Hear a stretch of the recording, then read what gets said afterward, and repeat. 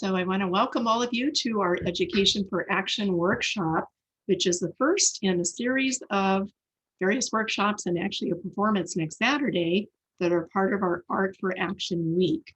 So welcome, we really appreciate you being here. And I personally feel that this particular workshop is one of our most important ones because through this workshop, you're going to learn the basics about prescription drug safety and some ways to keep you and those that you care about safe from prescription drugs, whether they're prescribed to you or otherwise. So I am April Rovero. I'm the Executive Director of the National Coalition Against Prescription Drug Abuse, and we're partnering on all of these workshops this week with the Contra Costa County Meds Coalition. I happen to be the chairperson of that coalition also. And so we work together very closely. The National Coalition Against Prescription Drug Abuse, NCAPDA for short, is actually a nonprofit organization, and we serve as the fiscal sponsor for the Meds Coalition. So we have a very, very close relationship. Our mission is to prevent prescription drug overdose deaths and addiction through community education primarily. So I would say 95% of the work, and maybe even more, is all around getting our safety messaging out to both youth and adults of all ages, and that includes our senior population. We also do some policy change where we can in our local, usually it's around the Contra Costa environment, or otherwise legislative advocacy, of course, is on a state or even a federal basis with the NCAPDA. Our target groups are anybody that will listen. So it's all of these groups you see here. We love to talk to anyone who is willing to listen. That could be an individual that we're communicating one-on-one with, or otherwise groups. So if in your world, if you think there are others who could benefit from this presentation, certainly reach me, get in contact with me, and you'll see how to do that at the very end of the presentation. So my passion, my personal passion around this topic, prescription drug safety, gets down to a really personal level. You're looking at photos here of my son, Joey, who is 21 years old and a college senior at Arizona State University, when really the unthinkable happened. And that was that he basically went to a doctor. He was prescribed Xanax, painkillers, and Soma. He went out with his friends just after the college finals had happened for the semester. They were over, and they were all one day away from coming home for winter break, Joey included, when we got the call that no parent would ever want to get, and that was to let us know that he had been found in his off-campus apartment where he was living with a couple of his roommates that had been fraternity brothers of his since the first semester in college there. And bottom line is he'd been found in his apartment. Initially, the word we got was he had been found unconscious. We didn't really know until we spent about an hour on the phone with the Tempe Police Department that he indeed had passed away. And as the information started to flow shortly after, we learned that it was in fact a prescription drug-related overdose. Joey died from a single pill of it was about a pill and a half of oxycodone, a painkiller, a pill of Xanax, and alcohol that was just over the legal driving level. We were truly shocked, first of all, that this could happen to our son, because Joey wasn't one of those kids that got into trouble at all. He was on the dean's list there at college at least one semester. His grades were fine. He was doing great. He was ready to graduate in 4.5, 5 months when this happened. So there were literally zero warning signs. We're not alone in that. And that's why I'm out speaking about this and have for the last 10 years, almost 11 now, actually. If it can happen to our family, it truly can happen anywhere. We're very conscientious to talk about drugs and alcohol. We did all the right parent things when Joey was in high school. And even in college, I talked to him personally about the level of drinking that I was concerned about just looking at Facebook back in those days. But I didn't know to talk to him about prescription drugs. That wasn't in the discussion mix because I had not been educated myself. As Joey went through middle school and high school, there was absolutely no discussion about prescription meds and how dangerous they can be. And I learned firsthand very painfully that just really a couple of pills can take life. And so from the beginning of, our family tragedy, I just personally felt compelled to speak out. Thankfully, my family's rallied around that. And that isn't all that common, I've come to learn, because of the stigma that surrounds overdose and drug use and addiction, substance use disorder, all those things. That I didn't care. Who's, if not me, who's it going to be? I wanted Joey's life to, be the meaningful life it was meant to be. And so he goes with me pretty much every day in presentations like this. I feel like he's right beside me now talking to you.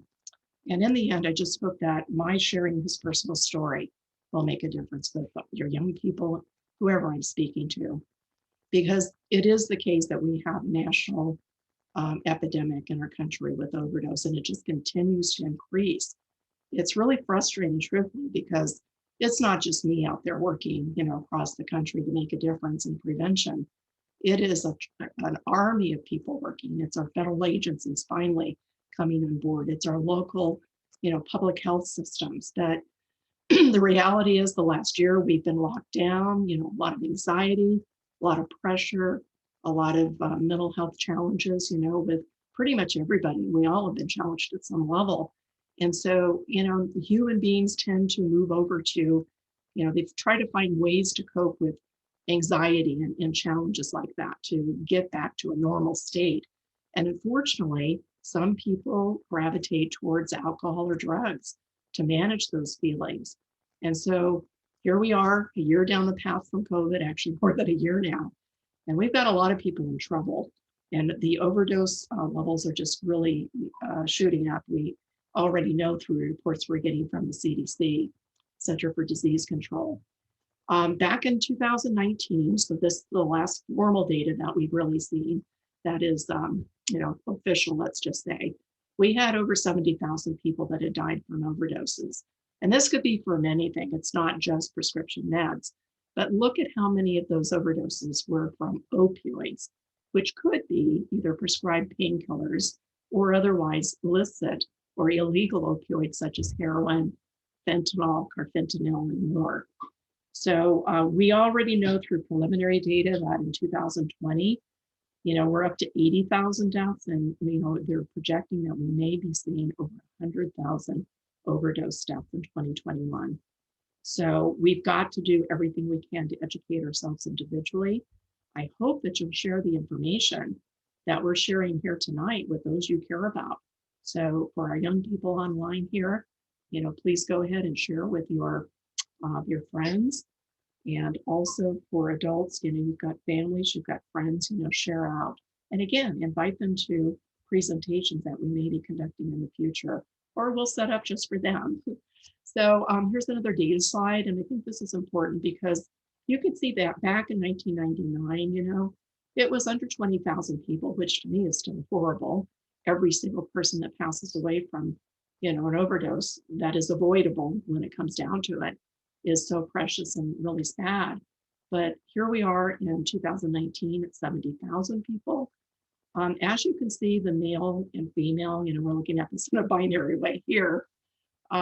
It is the males that we see really overdosing at a stronger level. That's always been the case. And I can say that up to maybe a year or so ago, it was really Caucasian males that were absolutely the highest number affected by this problem.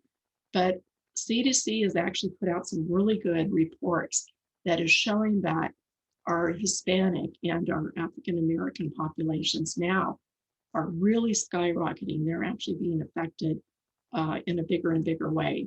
And so we really need to pay attention to those other, apart from the Caucasian population. This problem evolves across all ethnic groups. It doesn't really have any boundaries at all.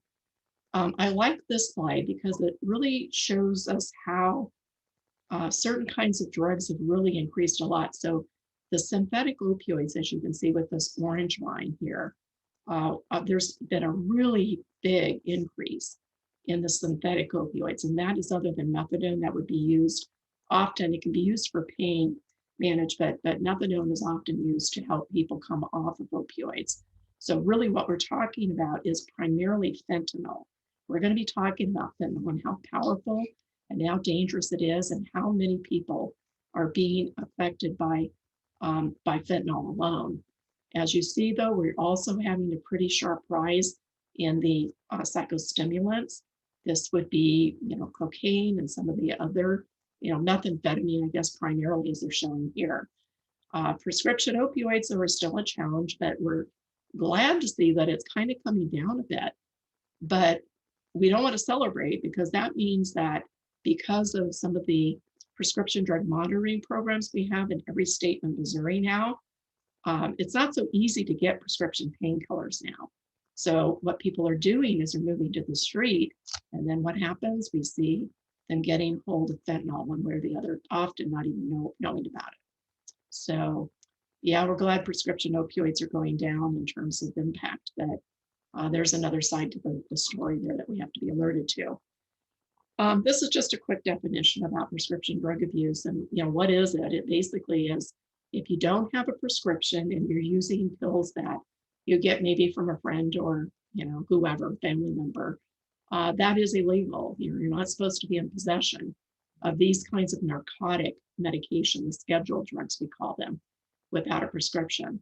It's also considered misuse if you use them in a way other than prescribed. So an example of that would be some drug users or abusers, they are not taking the pills with water, as all of us on this workshop would probably do. It would be they're crushing them, they're snorting them, they're smoking them, they're doing other things. And if they can make them water soluble, and many of these pills you can, they're injecting them. And so that would be in a way other than prescribed. And then otherwise, if you're not using them for the reason they were prescribed for you, but instead just so you can get high from them, then that is also considered misuse. And what I can say is that we've got all these illegal drugs that all of us have been, given some education about, but prescription drug misuse can be absolutely just as dangerous. When we mix the multiple medications together, which often happens, or otherwise we're mixing one or two or more with alcohol, it can be absolutely deadly. And I just point back to Joey, and what happened to him is an absolute perfect example of how that multiplier effect can work. These drugs can work on your central nervous system depressant and certain central nervous system depressants, and they slow down your breathing naturally, and when you combine them, they just become more and more potent together. This issue isn't really talked about because I mentioned stigma gets in the way. When we hear about it at all, it's often because one of our stars, succumbed to an overdose. Here's just a small example of the ones we've seen in fairly recent years.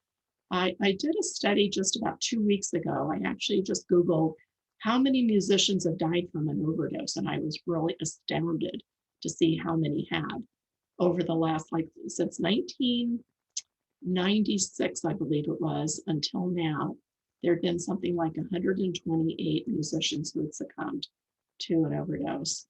That tends to be, I think, a particularly hard hit industry per se.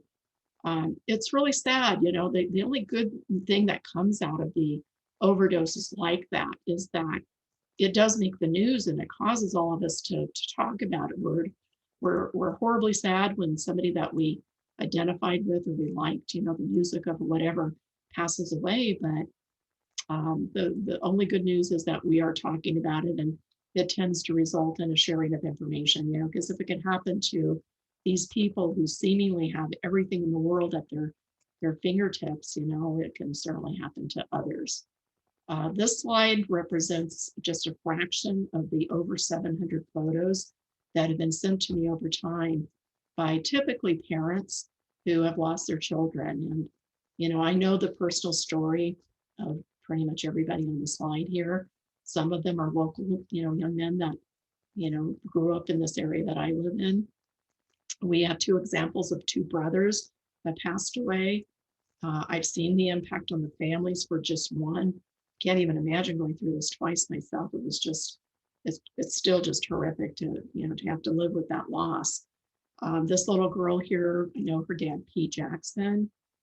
Emily died from a single pill of Oxycontin. She just had gotten out of high school and spent the night with her family members, some cousins, and they got into the medicine cabinet pulled out a pill and she didn't wake up the next morning.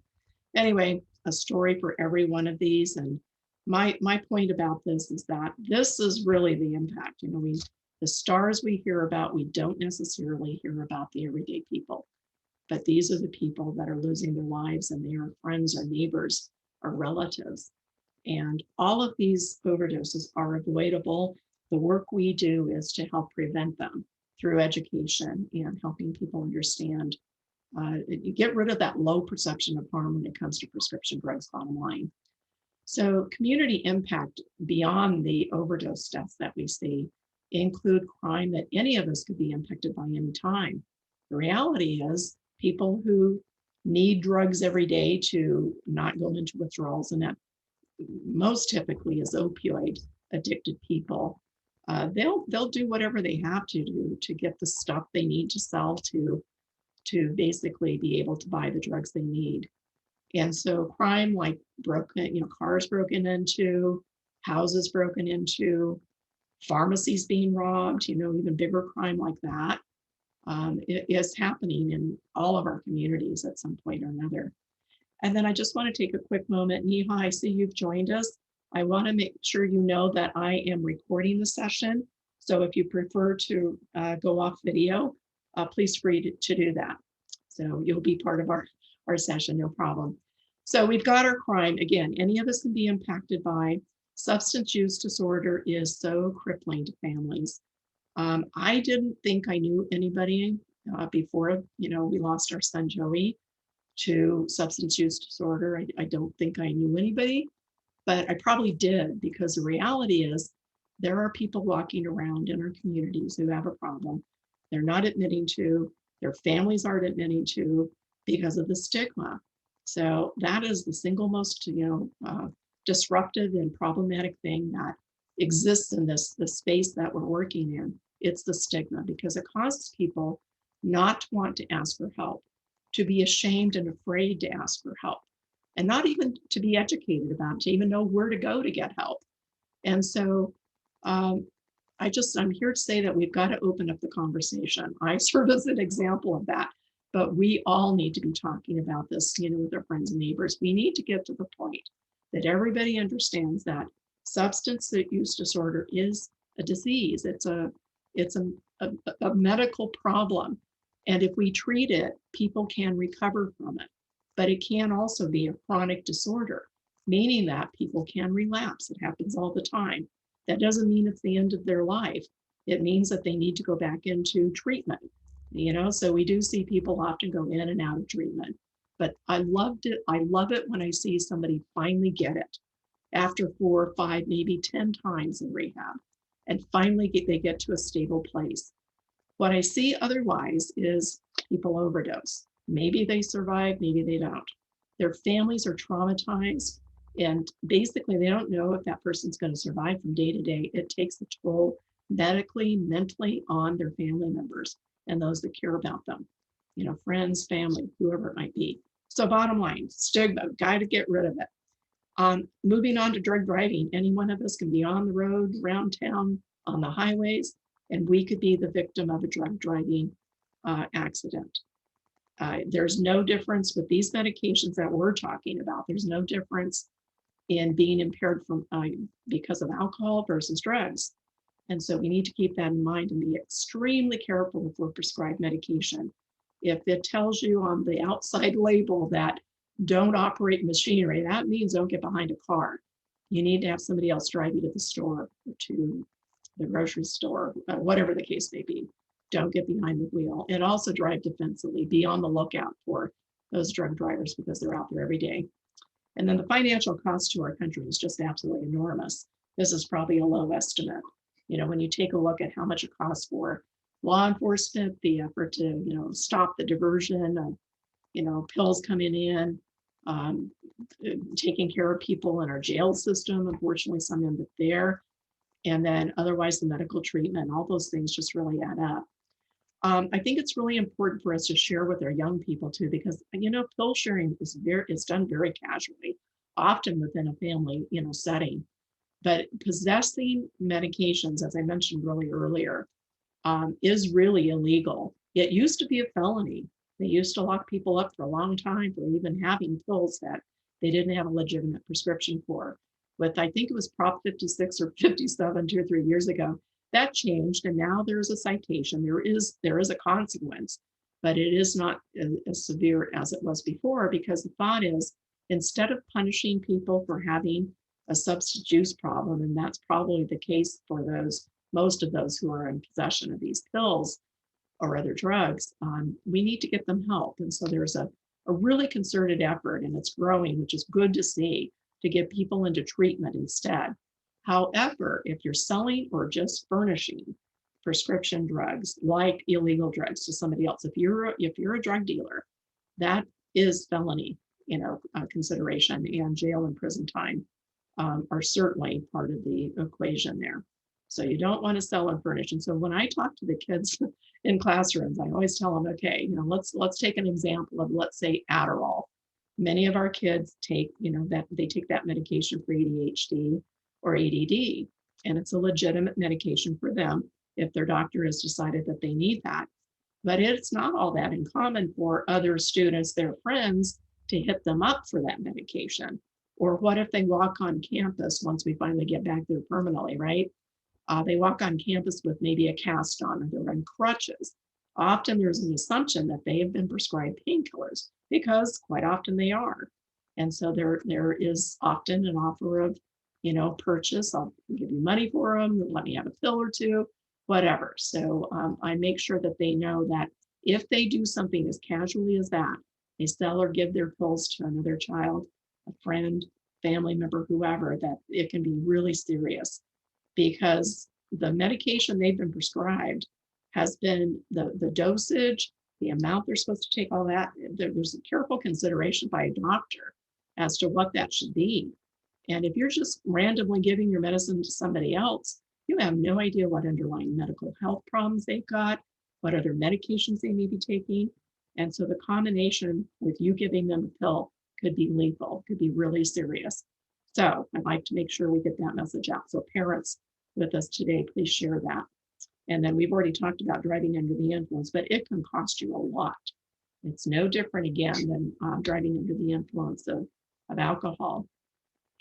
Then we also have these personal health issues. And unfortunately, those who use drugs often use together. And when they do, they're sharing paraphernalia, they're sharing the drug itself. And so it's not uncommon for the drug itself, and certainly the paraphernalia, for instance, a spoon or a straw or even a dollar bill that may be rolled up to snort with, to be contaminated with HIV or AIDS or hepatitis B or C. All of these things can be transmitted, just as you share. And then, of course, sexually transmitted infections certainly happen because your inhibitions are down, and you're more likely to have unprotected sex with somebody that maybe has a disease, and they're passing that on to you too. And so then, of course, substance use disorder is certainly a huge personal health risk as we get involved with these different substances and grow a dependence on them.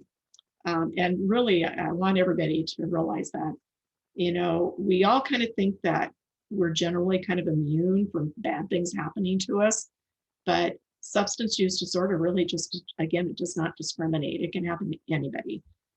There are some known risk factors, and they're shown here.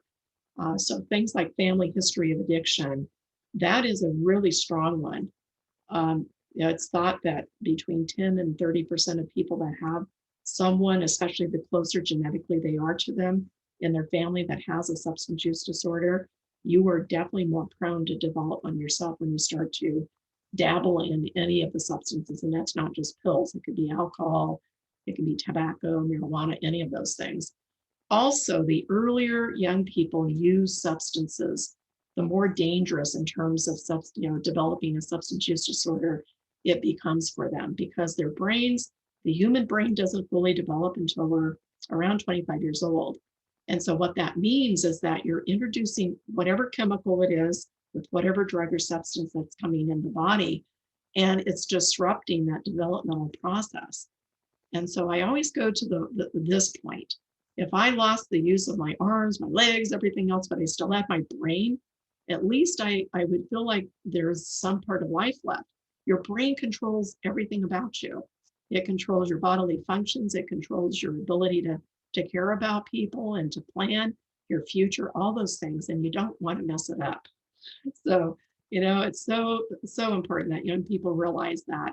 And it's not, I mean, everybody that takes in these substances is experiencing some kind of a chemical change in their brain, but it's even more potentially devastating for young people. So we just try to get them to say, forget it, don't bother with this stuff. You don't need it to have a good time. And then, of course, mental health disorders, whatever sort. And right now, again, as I mentioned earlier, with the COVID situation, we've got all this anxiety going on, and depression, and things are just not normal as they were. We're having to all adapt. So how are people dealing with that? We actually had one of our board members a couple of months ago have a whole series of mindfulness workshops she put on that were just amazing. We need to use mindfulness. We need to use breathing techniques. There's a lot of ways that we can channel our anxiety, even just getting out and taking a walk, right? Just walk around the block, pet your dog, whatever the case may be. Find ways to relieve stress in a way that's healthy versus moving over to a substance, because depending on these other risk factors, you could be in big trouble down path pretty quickly. We're also learning that childhood trauma is a bigger and bigger predictor, as we're learning risk factor, let's just say. Kids experience, things in a very hard way. They don't understand the world as well as adults do. They haven't had the same experiences. So something that an adult would not really react to that much might be a challenge, but not trauma per se. For a young person can be very traumatic. So I really want parents to really tune into their kids, especially right now. Ask questions, make sure that they're doing okay, because it's COVID thing. You could consider this a trauma for many, many kids that are stuck at home, not able to hang out with their friends and do the usual things that, make life great. So anyway, these other things are, potentials too. So now I want to move into really quickly the actual specific drug types that we're really speaking of. So prescription drug abuse isn't typically you've misused or abused your antibiotics, right? There's a whole classification of drugs that are prescribed to you because they have to be carefully monitored. They have to be prescribed in the right dosages. They're potentially dangerous. They're potentially addictive, and only a doctor should be dealing with them. Those include the prescription opioids, also, generally known as painkillers, sedatives, subclassification benzodiazepines, also known as benzos for short, and stimulants. The first drug type I want to cover is benzodiazepines and the sedative classification. So all of these probably most of you, if not all of you, have heard about, and they only represent a small number of the sedatives that are out there on the market, of course. I want to zero in on Xanax here, though, because I can tell you that there isn't a school that I presented at, and I go to a lot of schools where this isn't a problem on campus. Once the kids are back in session and everybody's back, on the campus, we need to be on the alert for Xanax abuse. It's becoming a bigger and bigger problem. The young people generally tend to think of it as just a chill pill. You take it, you can zone out, you can get rid of your troubles, whatever, for the time being. But there is actually now a liquid form of it that's showing up, starting to make its way out this way. Tiliozam, I think it's pronounced. It is an illegal form of Xanax. It's used as a date rape drug because there's an amnesiac effect to it. You won't necessarily remember what happened to you depending on how much of it you've ingested. So the next day you may have been abused in whatever way and don't remember who your abuser was. So I want girls especially to know about this and not get, into using this particular medication. Unfortunately, a lot of adults are prescribed it, so it's often in medicine cabinets at home. Should absolutely be locked up, but it isn't always. So bottom line is that one's a problematic one. Ambien is also one that is very commonly prescribed, but also abused in the same kind of way. It's in the medicine cabinet. Ambien is used for people who have sleep problems. That one definitely has an amnesiac effect to it too. I've had all sorts of stories told to me by young people and others about people taking the medication because they had a sleeping problem. They went to sleep and then woke up in the middle of the night and just got up and did weird things. They went to the kitchen and cooked a big meal, made a big mess, left the burners on. They go into the garage and do crazy projects with tools. And worst case, people getting behind the wheel and driving. They don't even know they're doing it. So these medications are, should definitely not take them unless they absolutely need them. Your body becomes quickly dependent on them, meaning that you physically, within a couple of weeks, as early as that, you're going to have some withdrawal symptoms from them. I just read an article last week that was really pretty disturbing, and it really compounded, the feelings I'm having about the benzodiazepines in particular. And after an interview with one of our connections that we did recently, and the trauma that she had coming off of Xanax and Ativan, these drugs are not to be played around with at all.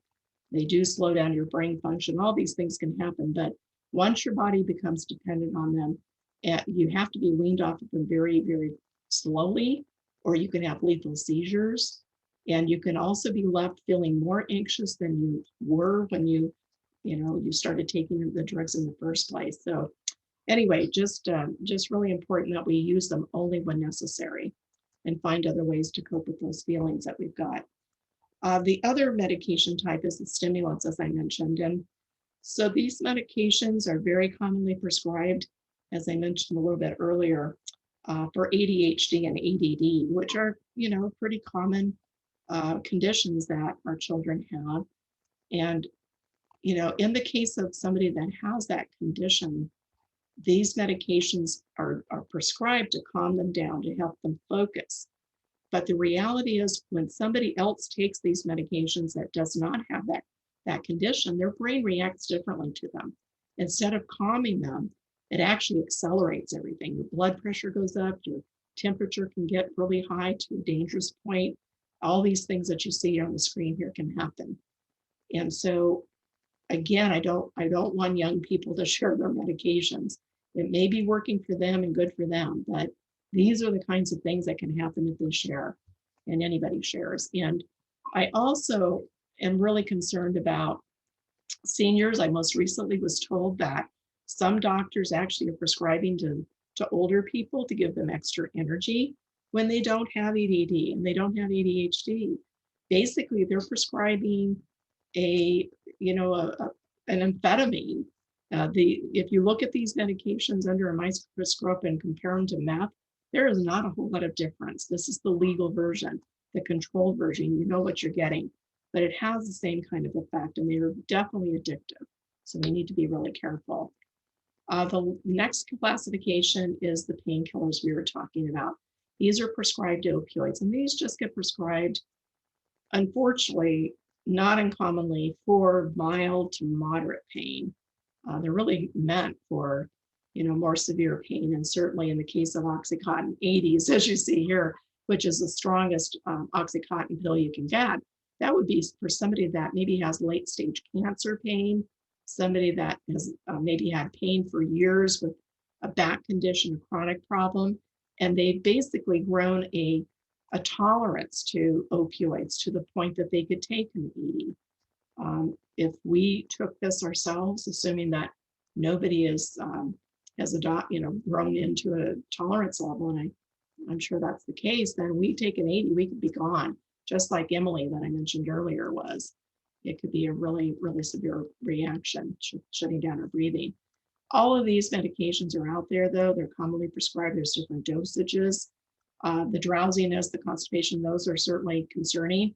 They can cause a lot of digestive issues. They can cause other issues too, medically. But the biggest problem is they can slow and stop your breathing. So somebody that has an opioid use disorder that has become hooked on opioids, if they're taking these medications, over time, you just become more and more tolerant. You need more and more and more. This is when typically people will move out to the street and just switch over to heroin. Because again, if you look at prescribed opioids under the microscope and compare it to heroin, There is not a big difference. They can easily transfer over to that cheaper, very cheap and very available other illicit drug. They can find very, very quickly and easily, pretty much in any community out there. So we want to make sure that we don't, what I try to tell parents and young people too, is if you, let's just say sports injuries, a lot of our kids get hurt playing sports, we all do. If you go into a doctor and you tell them you're in a lot of pain, chances are really good they'll give you a low dosage of one of these painkillers. And so, you know, your decision is to take it or not. I know personally that I've used them myself, the over-the-counter Advil or, you know, Motrin, Tylenol, combination of those two. They can work remarkably well for mild and moderate pain. And so we want to really move our kids that direction and ourselves as well, and really show and, you know, serve as an example, in fact, of what we do to manage our pain, not just jumping to these really strong, potentially dangerous and addictive medications. This is a slide where we talk about fentanyl and that illicit form of opioids that's on the street all over the place right now. It is showing up in pretty much all of the illicit drugs out there. It comes in two forms. One is a powder form, and you can see with the penny here that just the little specks of powder is enough to take a life, to shut your breathing down to the point that you die. And with fentanyl, that is 50 to 100 times more potent than morphine, which is the measurement, you know, it is the measurement for opioids, period, for illegal or legal ones. Bottom line is it just doesn't take that much. And it can become airborne. And when it does, you can breathe it in and not even meaning to use the drug yourself, you could actually overdose. That's happened to some of our police officers, actually, even over in our local detention facility. They have a remedy, and we're going to talk about that next, that has resulted in them not dying from the overdose. But if we came into contact with and didn't have the Narcan, we're going to talk about in a minute, that could be a fatal situation. The other scare, so with the powder, it's showing up in heroin, it's being mixed in heroin, it's showing up in methamphetamine, showing up in cocaine. It's easy to mix it into other substances. And so it makes it more powerful. We've been told that those who have an opioid use disorder are, even when they're really far down that path, they're looking for a bigger high than they normally get from heroin, because fentanyl is so much stronger. So they're actually seeking out fentanyl. And sometimes they make it through the overdose and sometimes they don't. Sometimes they have Narcan on hand just in case. Sometimes they don't. Sometimes they're using fentanyl test strips that are out there to test and see if there's fentanyl in their drug supply, if they really don't necessarily want it. So anyway, we've got to really pay attention to the fentanyl story. And then fake pills are out there where drug dealers are taking the powder, and if they have the pill making forms, they can put the powder into the forms, they stamp it in, and then they can stamp the outside of the pill to look just like Vicodin or Xanax, those sought after drugs that, you know, people are looking for. So it's super dangerous. We are hearing right now that the majority of overdoses that we're experiencing out there are including fentanyl in whatever way it shows up in the fake pills or the powder form. So it's really important that we take a look at the next set of slides, and that is how we, you know, reverse an overdose if it happens. So naloxone is the generic word for this life-saving medication that is now available for lay people like us to have. Narcan, which is on the left side, it's a spray version, super easy to use, and we're actually going to do a little quick training on how to use that. Our organization, NCAPDA, gets Narcan from the state through the state health department, and so we actually distribute free Narcan to community members, and I'll share with you how you can actually get some free Narcan yourselves down the path here. Otherwise, the needle version, you have a little vial of naloxone, and you have to basically pull out the naloxone through a syringe and inject that into a muscle group. It's not intravenously administered. It goes into like a shoulder or a butt or a thigh or whatever. The one on the right is an auto injector. It's super cool. You pull the tab as shown with the pull there, and it talks to you. It actually tells you what to do to manage the overdose. It sounds really cool, and they are really cool, but they're so expensive. I don't know anybody that has them. I have a little test one that just says test. There's no actual medication in it. And so I've seen how they work, but I've heard that they can run as much as $1,500 or even more for one, basically one dose of naloxone. So we just really prefer to train and use the Narcan. I've got it in my cars in my house. I've got it, take it with me wherever I go, just in case I happen to go on an overdose, which can happen anywhere out in public these days. So what are the signs of an opioid overdose? This is what that looks like. First of all, the person's not responsive. Maybe in the middle of conversing with them, they start to nod off. There's that term nod off where they can't seem to stay awake. They're not really responsive. And then they conk out. They can't be roused. They're not able to talk. Their breathing is either slowed or completely stopped. They may even make choking sounds or snore like gurgles, which is something that you probably experience if you happen to want somebody that was a little bit further down the overdose path and somebody that you happen to see go into that mode, in front of you. Fingernails being, and lips being blue or purplish black, all of these combined, or any one of these could be a sign of an opioid overdose. So what we want to do is, if they're not breathing at all, every single minute that goes by that they're not breathing, just like if they're a drowning victim, their brain is potentially going to be impacted. So, I think it's really important just to quickly give them a dose of Narcan. In the case of fentanyl, if it's a fentanyl-related overdose, they can happen in minutes. So within 10 to 15 minutes, somebody can die from a fentanyl overdose, where with heroin or these pills, it can take even 1 to 2 hours. It varies. It depends on the dosage, what amount is in their system. But the first thing you want to do is try to get them breathing. If you're all by yourself, you go ahead and administer it. If you're with somebody else, have that other person call 911. So you've got, people coming to the rescue, so they can take over from you in managing the overdose.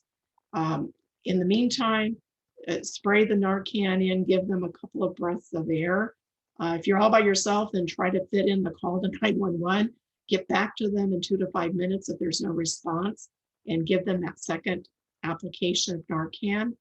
I'm hearing, unfortunately, that it's, again, with fentanyl, it may take up to 5 doses of Narcan to reverse a fentanyl-related overdose. Usually, though, otherwise, it's, usually the first one will work if they're not too far down the path. Otherwise, the second one will potentially work, unless they're just too far down the path. That you'll know immediately, because they'll come alive, they'll look probably confused because they won't remember that they overdosed. They are breathing though, they're alert, they're probably just wanting to get up and maybe even go find some more medications, who knows what, or more opioids. But bottom line is, again, this is the whole call 911 thing. You want to get them into a rescue position, just in case they vomit, which can happen. They don't aspirate on their vomits, so you want to put them on their side. And as you can see, make sure that their nose and their mouth are open and they can breathe when they're able to again. It's important to know that this naloxone will only last for so long. So depending on how much of the opioid is in their system, they could actually overdose again. As the naloxone starts to wear off, the opioids can come seeping back into those opioid receptors in their brain and cause their breathing to shut down again. So it's really important to stay with them. If they won't go to the ER, the emergency room, even with the paramedics showing up and all that. And some people, you can't make them go to the ER. And some people just refuse to do it. They don't have insurance. They don't want to deal with the hospital. Then we need to stay with them. So 4 to 7 hours is what I've been told. It's important to stay with them and just make sure they're solid. And also to make sure that they don't go use again. Because their body's generally stripped from the opioid, they can overdose even more quickly if they reuse again quickly. If they go into the ERs, a lot of the hospitals now have a bridge program where They go in, they take care of the overdose, they stabilize them, and then they hand them off to either a volunteer or a social worker who works with the hospital, and they try to see if they can get the person to go into a recovery program if they determine that they indeed have a substance use disorder. Not everybody does that overdoses, but the majority do. And so they try to work that out. So it is really good to encourage them to go to the ER, because that also may be a possibility for them where they wouldn't necessarily consider it otherwise. This is a wake-up call for them. If they've overdosed and almost died, this could be the moment for change for them. So we need to try to encourage them to get into, to see somebody to get some help. And just know also that naloxone only works on opioids. But because opioids are often used with other substances, if you can just remove that opioid out of their system with the naloxone, then they could potentially survive that overdose. I'll go back to my son. He did not have much of anything in the system. I'm absolutely convinced that if he had had naloxone administered to him to remove the opioid out of his body, that single pill of Xanax would not have made a difference. His breathing would have been restored and he would be fine. So we need to keep that in mind. Even if you don't think they're overdosing from an opioid, remembering that it can be mixed in anything. You may think that they're really somebody that always uses meth. Opioids could be in there because of fentanyl now being introduced in all these drugs out there. So go ahead and use it. Try to reverse the overdose. It can't hurt them. If it's a medical emergency of some other form, it can't hurt them. This medication is so benign that you can actually get it over the counter now. So we think everybody should have naloxone. And so I would encourage anybody who doesn't already have Narcan in particular, which is so easy to use, to reach out and find a way to get it. You can get it through a doctor's prescription, over the counter. Just walk in and tell a pharmacy that you want to get it, and they'll give you training on the spot. Recovery clinics, needle exchange units, but the easiest thing, especially right now with the COVID situation where we're still generally locked down, is to go online to naloxoneforall.org. It will be mailed. You'll actually get 2 cartridges of Narcan mailed to you free. There's no cost at all. This program is nationwide. So for anyone who's with us today outside of California, where we are, just know this website works for everybody. There is a distribution point within every state. You can find it. And then just in closing here, what action you can take, and we always really try to try action from our workshops. It's really to continue to educate yourselves. So now that you have a bit of information, you realize how serious the overdose situation is in our country and how dangerous these medications can be. Tune in, not out. Don't assume that you can't be affected because you know everything there is to know about every member of your family, and nobody would ever do this. Just know that it can happen. We have more people that end up with a substance use disorder that got started with their addiction because of the prescribing that happens. They get hooked on the legitimate medications that they're prescribed for illnesses or conditions that they get the medication for. So educate, share the information. If you have seniors in your family, grandma, grandpa, whomever, tune in. I can give a whole workshop, and I have many times, for just the seniors and their caregivers.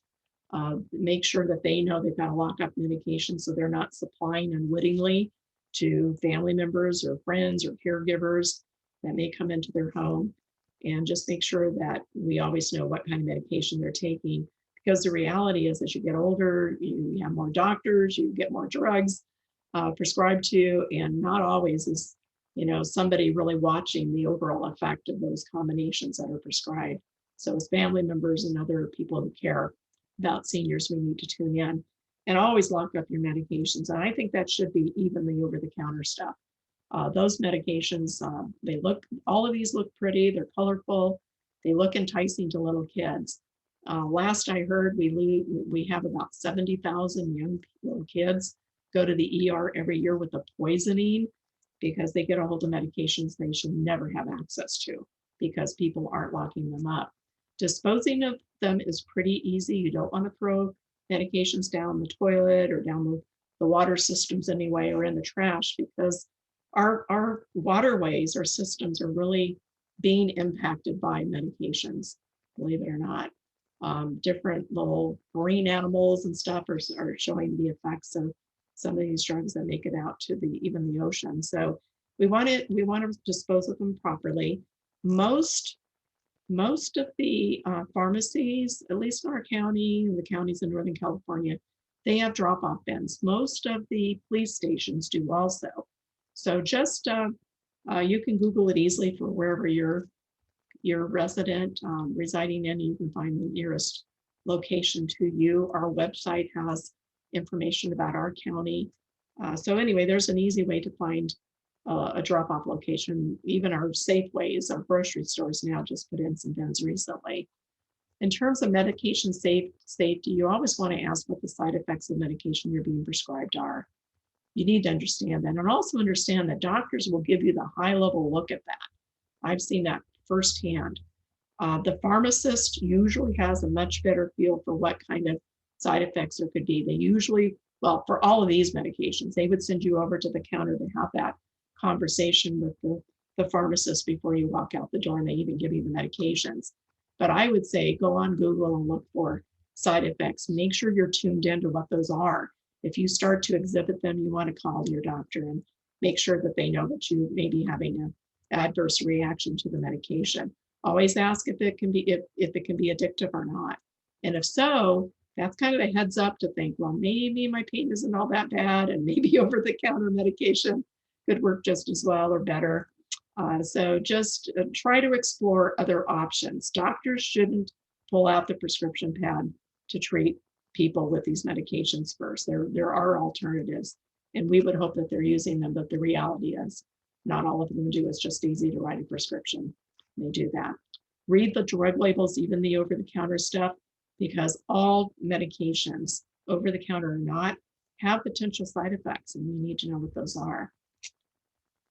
And then let's see, here are some of the ways that, some of those alternative treatment options for both pain and anxiety. And I think that any of these can be really helpful to consider. I also want people to know that we do offer youth opportunities. We have an internship program.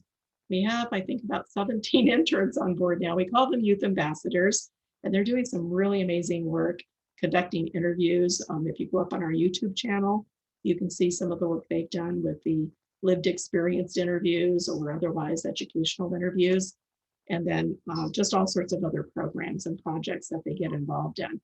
And you'll see how to get involved with those as we get to the last slide. This is the first in a series of workshops, so Education for Action, but I would hope you would consider attending any of these other ones that you can. The last one is actually a performance, Improv for Action. I don't think anybody anywhere that I know of has used improv to get messaging out about prescription drug safety. But this is the first effort we're going to give it a try with an improv group and a couple of our youth volunteers. That one's meant to be a fundraiser. It's a free event to go to, and we're just going to ask anybody who's able to donate. And if we get donations, great. It's not the end of the world if we don't. But most of all, we want through these various workshops to use art of various sorts to educate and to energize people, inspire them to take action. Everybody can take action, even if it's just to learn to read labels and pay attention to that and lock up your meds. These are really great resources that I especially like parents to know about. The Partnership to End Addiction, if you go to drugfree.org, you can link up with other parents have been through addiction or substance use disorder with their own children, and they have amazing advice. They've been counseled and trained to offer really helpful information, and just the website is a wealth of information. The Suicide and Substance Use Hotline, available 24/7. It's completely free. It's completely anonymous. That's a really important one to know of in case you have a concern about yourself or anybody you know. And the NIDA for Teens, point your kids to teens.drugabuse.gov. Really, really good information there. That's science-based, and I would hope they would get engaged in. They even have cool games. They have ways to engage youth that are really fun and important to educate them through. And then these are the ways that you can connect with us. And we have a website, of course. You also can call us or use our information line, the email address there. And we're up on all these different forms of social media now. So I point you especially to our YouTube channel that I already mentioned has a lot of these great educational videos. So I'm going to stop sharing, and I just want to ask, does anyone have any questions at all? Let me just check the chat real quick and see. Okay, so Neha, thank you very much for your comments. You, it looks like you have to leave, but we know each other, so you can certainly reach out and ask any questions that you have later. And thank you for coming on board to be a volunteer with us, which we so appreciate. All right, any other questions out there? Okay, well, it sounds like we have reached our end, and it is 7:01, so I made it by just a minute after our design time to be finished here. So I'm going to go ahead and shut off the recording. And